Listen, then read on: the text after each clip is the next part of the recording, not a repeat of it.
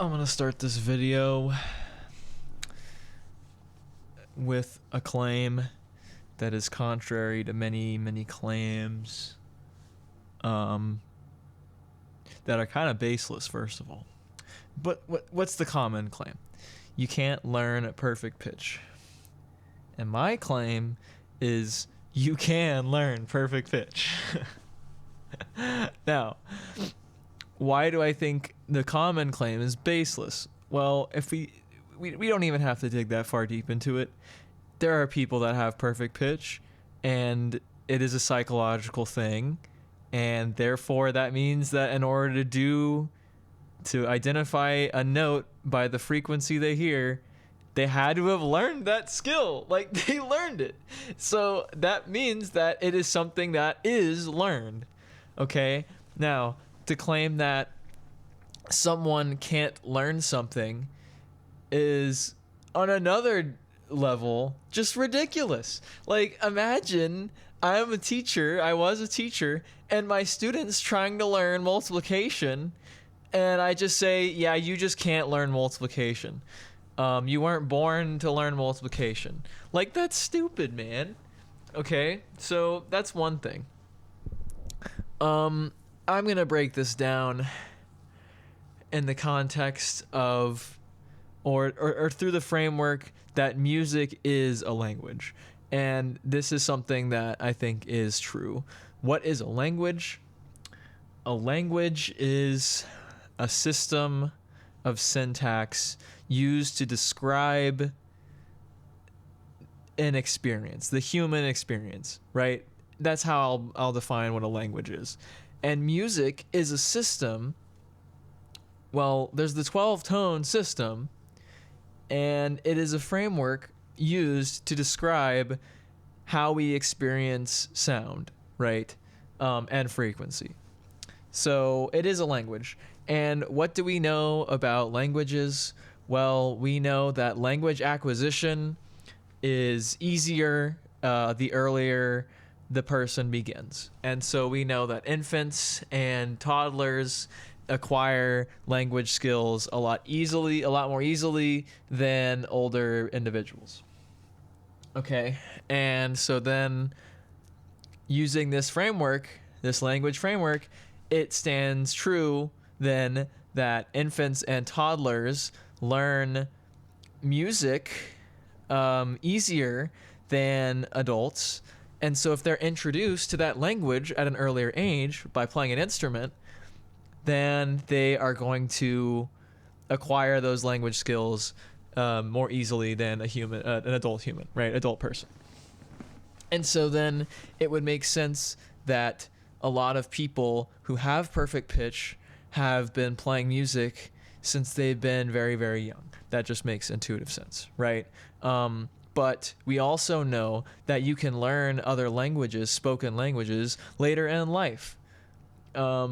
So I don't see why you can make the claim that adults can't learn perfect pitch later in life, because it's still just a language. Like, it's just understanding and categorizing music as a language, sound as a language, not words and spoken and written, but it is still a language. So it's so ridiculous to me that the common claim is that no, you just can't learn it. And so I'm making this as kind of a part 2 video because I've already made this claim before, but I want to back it up with philosophy and logic. What else do I have to say about this topic?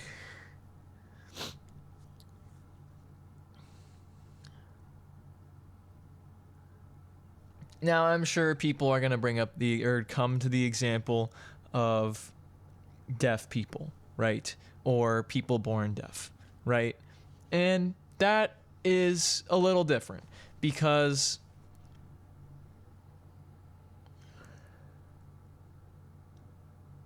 that's just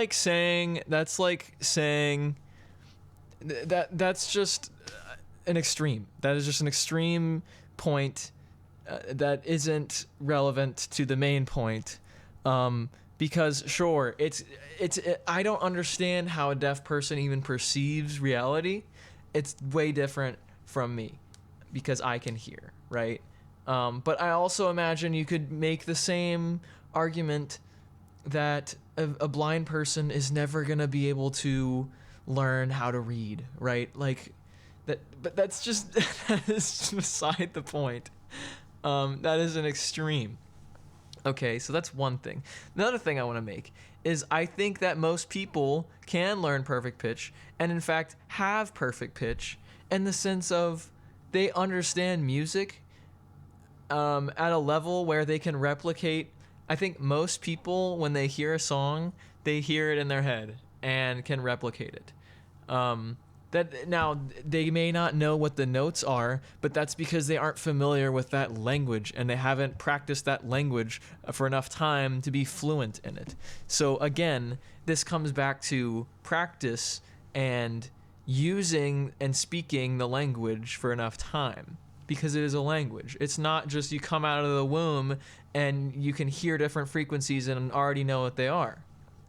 It's a language thing. It requires constant back and forth between consuming or absorbing and formulating and synthesizing.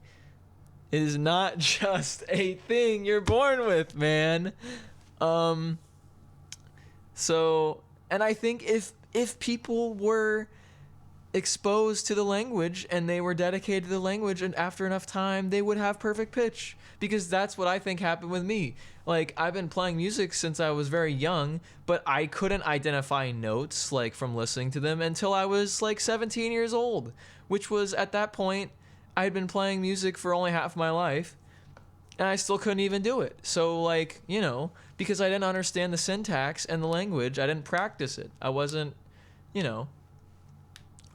doing that until I was about 17. So, yeah. It's a language, and language is easily acquired by younger individuals than as adults. And you can learn perfect pitch. And I'm going to reiterate that I think it's stupid that people can just say to other people, yeah, you can't learn this. Like, that is so dumb. I think that's it. Okay. Couple other things I want to talk about. You're probably going to think, all right, Mr. Ferris, what about tone deaf people, right? So this has to be, obviously not every single person can hear everything that's going on. Everyone hears everything differently. And my answer for that goes back to English, right? No one understands the English language the same way either. But they can still formulate language and recognize what things mean. And so even though like tone deaf people, they can't sing the note back exactly how it is, doesn't mean that they don't understand what's happening and they haven't internalized what's happening. And I guarantee that if you're tone deaf and you put in the time and effort, eventually you can learn perfect pitch. Like, all you have to do is just practice it, form the system, understand the system of music, 12 tones, break it down, find songs that represent each note, have a bass note, root note, key center around that note, characterize it in your head, and then practice. Like, that's literally it. And then after time, once you do it enough times, you become faster at it, and it becomes instantaneous. Like, that's literally it.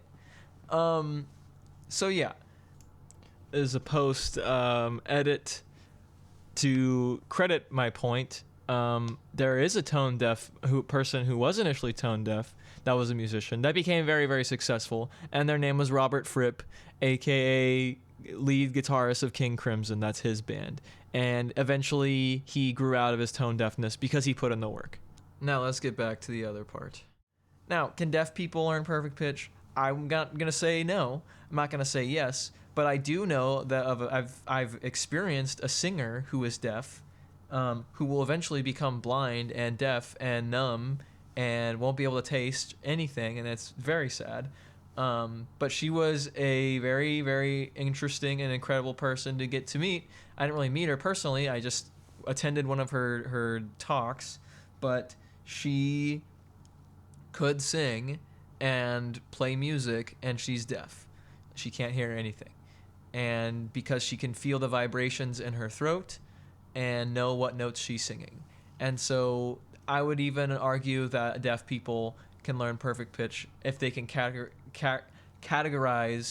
the feelings of the vibrations, the amount of oscillations. If they get good enough, they can feel the number of vibrations happening, know the number of hertz, know what note it is, right? So that's another thing. The last thing I want to say, I just thought about, is Rick Beato is a liar, and he exploits his children for content on YouTube, and I do not think that is an ethical thing to do. So any claims that he makes about perfect pitch are baseless, and he's old, and yeah. So that guy is a goon, and that's how I'll end this video.